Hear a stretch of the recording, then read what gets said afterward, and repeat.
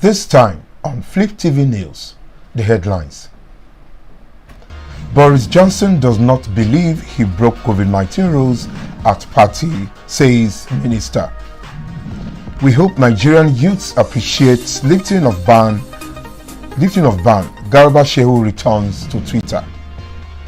NAF Special Forces rescue 26 kidnapped victims. And finally, presidential visit to Ogun State. Government to divert traffic on major roads. Good afternoon. I am Shijola Afolabi. You're welcome to Fliptv News. Now the news in details. Boris Johnson does not believe he broke COVID-19 rules when he attended a Downing Street drinks party during the first lockdown, Northern Ireland Secretary Brandon Lewis has said. Mr. Lewis said people should wait for the report of the senior civil servant Seal Gray into happen before reaching a judgment. The Prime Minister has outlined that he doesn't believe that he has done anything outside the rules if you look at what an investigation finds. People will be able to take their own view of that at the time, he told Sky News. Mr. Lewis played down reports that Chancellor Rishi Sunak had been lukewarm in his support for Mr. Johnson. I have seen Rishi working with the Prime Minister that work absolutely hand in hand. I know that Rishi has no support for the Prime Minister, he said. Johnson's apology failed to assuage the concerns of many Conservatives, with Scottish Tory leader Douglas Rose and senior backbencher William Rugg calling for him to reign. Several cabinet ministers, including the Chancellor Rishi Sunak, were slow to declare their backing for Johnson, with Sunak eventually tweeting that the Prime Minister deserved patience until civil servant Seal Gray officially reports on the lockdown events. Lewis played down reports that Sunak, who was the Devon at the time of Johnson's public apology, had been lukewarm in his report.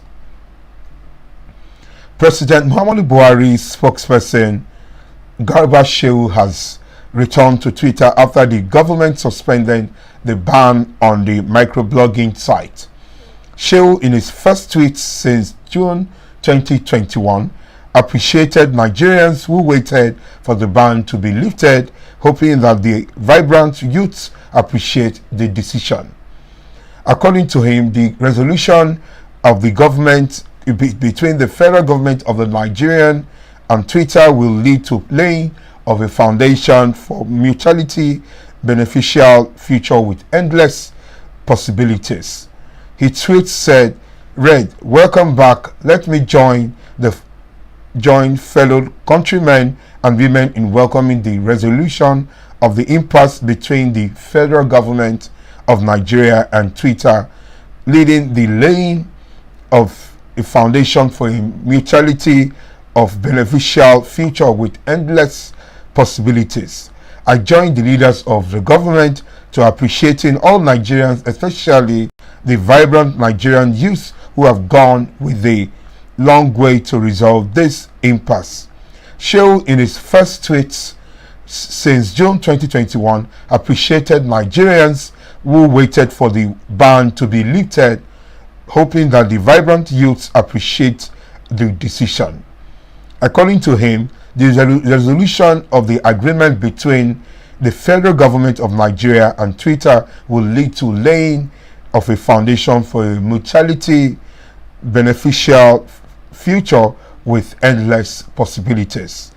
His tweets read, "Welcome back. Let me join fellow countrymen and women in welcoming the resolution of the impasse between the federal government and Nigeria and Twitter Incorporated, leading to laying of a foundation for a mutually beneficial future with endless possibilities."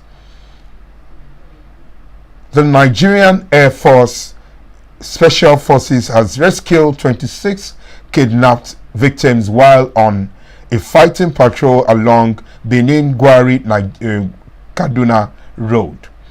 The Director of Public Relations and Information, NAF Headquarters, Air Commodore Edward Gabuat, made this known in a statement on Thursday in Abuja. According to him, the rescue operation occurred when the SF vehicles were with their doors open near Angunwa Yako on indication of the forces removal or evacuation and likely kidnap scene. Acting on instincts, the SF began exploiting the general scene of the abduction and extended for about 3 kilometers radius well into the bushes while clearing the general area.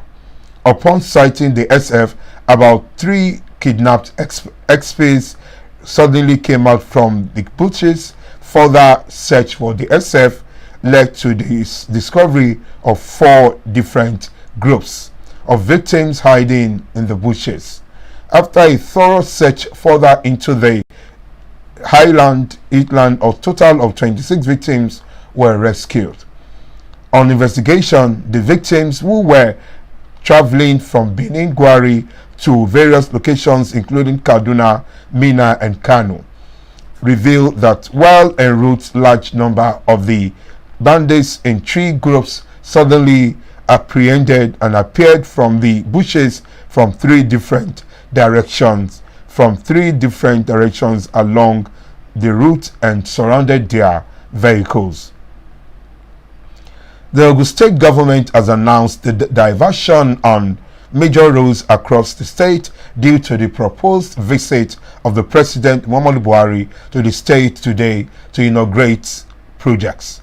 This was made known yesterday by the Commissioner for Transportation, Gbenga Dairu, during the meeting in his office in Abeokuta. He said the newly built Epe Ijebu Ode highway, which is among the roads to be inaugurated, will not be available for vehicular movement from 7 a.m. to 1 p.m. Advised motorists to stay off the route, but necessary they should make use of Ijebu Omu Ketu Ekpe Road. Presidential visit Ogun government. This was made known yesterday by the Commissioner of Transportation. He said the newly built Ijebu Ekpe Ode highway, which is among the roads to be inaugurated, will not be available for vehicular movement from 7 a.m. to 1 p.m. He advised commuters coming on the axis to navigate through alternative routes. Commuters from Lagos to Abeokuta are advised to make use of the Lagos Songo Abeokuta Old Road and Mowe Ofada Bakpalan to Abeokuta route. Motorists inbound from Ibadan to Abeokuta can make use of Ibadan, Omi, Ado Odeda, Abeokuta and Ogumaki Ajebo Abeokuta Road, while all traffic from Ogun East to Abeokuta can come in through Mowe Ofada Bakpalan to Abeokuta, Ogumaki Ajebo Abeokuta routes, he said. For more news and updates, please stay tuned to Fliptv News. I am Shijola Folabi. Good afternoon.